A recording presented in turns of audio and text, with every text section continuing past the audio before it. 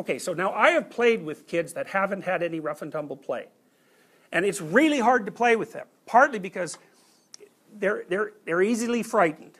You know, they'd like to play. I know how to play with kids. They'd like to play. They're pretty hepped up on it, you know, and they're really excited, especially about physical play. But they're awkward, you know, so you play with them, they stick their thumb in your eye, or, you know, or they cry really easily when nothing really happens, and like, they just don't have it together.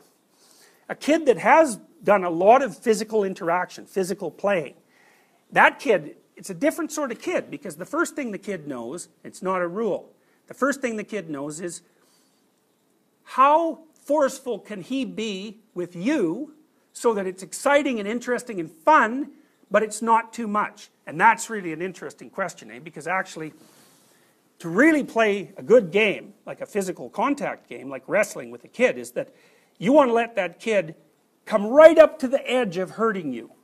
And the closer the kid gets to the edge, the more fun it is for both, because the kid will give you a whack and he'll go, you know, and it's good, you know, and then maybe he'll give you a harder whack to see if he can get away with it. And kids will often, they'll come up to you, whack you, and then run away, and then they'll look, okay? And if you're laughing, then they'll come back and try a harder one, and then, you know, they're doing it incrementally, because it's exploratory behavior, and part of the exploration is, okay, what are bodies like? And the answer to that is, well, what can you get away with doing to them? But it's a more sophisticated answer too, which is, what can you get away with doing to them in a way that allows you to continue to explore without fear or punishment and without blowing the whole game to bits? Okay, so how do you figure that out?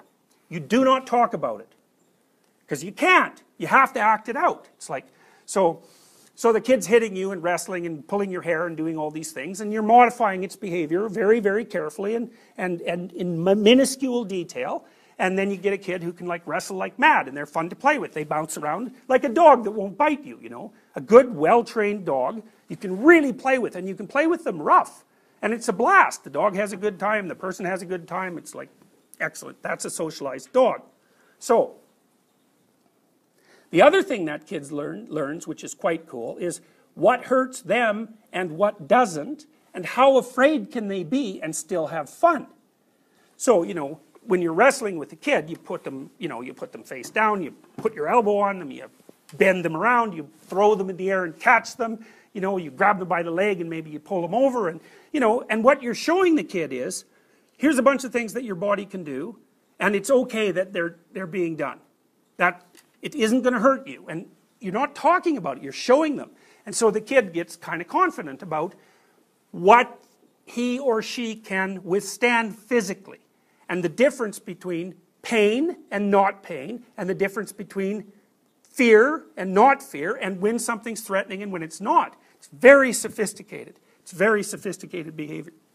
And that's partly why kids love to play. Now, one of the things that's happened, which is, you know, an indication of a deep sickness in our society, is that I used to work at a daycare center, when I was about your age, because I really like kids. And they like to play with me because I know how to play with them. And so one of the things I would do with the little kids was I would draw them horrible monsters, right? Like big teeth things on. I just sketched them out. They weren't any works of art, you know. But those damn kids, they would line up to get a picture of a monster. Draw me a picture of a monster. Draw me a picture of a monster. It's like, they love those little pictures of monsters. So that was pretty funny. And the other thing I would do is play with them. You know, I'd take them out in the yard and grab an arm and a leg and spin them around or bend them over and, you know, twist them around, let them crawl on me. And there was always one kid in the group who couldn't do that, though. He's like, he hadn't been paid attention to enough, you know, so he was, I think he was like a Taoist uncarved block. Very vague and ill-defined and clunky. And so, kid like that, you know, you'd sit down, it's so sad. You sit down and you're interacting with the kids, and that kid comes along, sort of lumping along, you know, like this, and they plop on your lap, and they're about as sophisticated as like a 6-month-old, you know, and they're quite annoying, you know, which is a horrible thing because they're so desperate for attention, and it's too late often by the time they're 4. It's like, good luck fixing that, man. It's not going to happen. You know, and those kids are just screwed. Because what happens to them is they're so lumpy and ill-formed and uncomfortable in their body and socially clueless and inattentive and blind and ignored and resentful that no other kids will play with them. And it's no wonder, because the other kids are way the hell up on the play development trend, and so they're bored stiff by them. It's like playing with a 9-month-old, which kids will do, you know, but that's not peer play. And so those kids just drift off. They stay on the outside of the peer group, and they never get into it. They never get into it. So, very, very ugly. And so now in daycare centers, you can't touch the kids. It's like, what the hell? You know, well, why? Well, because you can't distinguish play from molesting. It's like, who can't distinguish that? You know, and what are you going to do? You're going to deprive the kids of play because of your stupid paranoia. That's the whole process, right? Brilliant.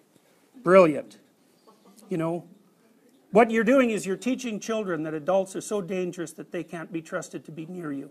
That's a lovely thing to teach children, especially because they're going to be adults.